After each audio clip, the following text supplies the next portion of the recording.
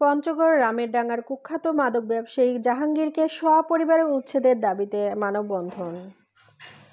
যে মুখে মা ডাকি সে মুখে আর মাদক নয়, এই স্লোগানকে সামনে রেখে রামেরডাঙ্গার প্রায় কয়েক শতাধিক নারী পুরুষ মানববন্ধন করেন। সুশাসন প্রতিষ্ঠা ও দুর্নীতি দমনে বর্তমান সরকার যখন এক ধাপ এগিয়ে, তখন কেন থাকবে সমাজে মাদকের মতো ভয়ঙ্কর মরণ থাবা? এই মরণ থাবা থেকে স্থানীয় যুব সমাজকে বাঁচাতে এগিয়ে এসেছে রামেরডাঙ্গার মাদক বিরোধী সুশীল সমাজ। গত 3 দিন পূর্বে স্থানীয় মানুষের সহযোগিতায় আইনশৃঙ্খলা বাহিনী জাহাঙ্গীরের মাদক পরিবারকে হাতে নাতে মাদকসহ গ্রেপ্তার করে। কিন্তু আদালতের মাধ্যমে জামিনে মুক্তি পেয়ে জাহাঙ্গীর পরিবার উল্টো এলাকাবাসীকে হুমকি প্রদান করে।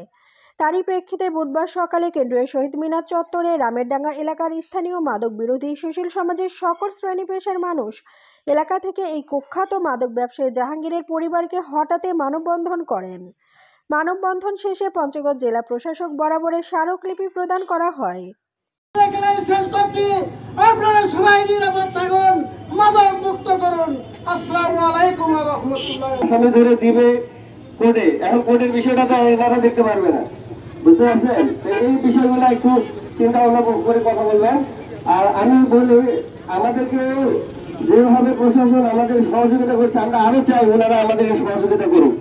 ভাই, একটা প্রচার সমাজ ঠিক করতে ভাই সময় লাগবে। যেমন এটা কোর্টের বিষয়, আমরা এখন কথা বলবো কোর্টে কারা কাজ করে তাদেরকে যা ধরবো, যেমন উকিল। এই মুহূর্তে আপনাদের সামনে কথা বলবেন মাদক বিরোধী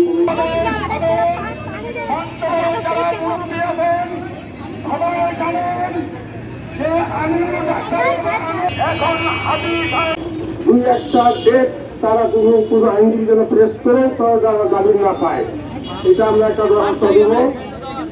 জেলা পরিষদ মহোদয় এবং জেলা মহোদয় এই বক্তব্য রাখি। আমি আমার সন্ধ্যাবাদ পর্যন্ত জেলাবাসী ও 9টি ওয়ার্ডের নেতৃবৃন্দ, আজকে আমাদের মূল উদ্দেশ্য হল মাদককে নির্মূল করার উদ্দেশ্য। আপনারা পঞ্চগড় পৌরসভা রামেরডাঙ্গার মধ্যে 350 পিস আসামিদের মাল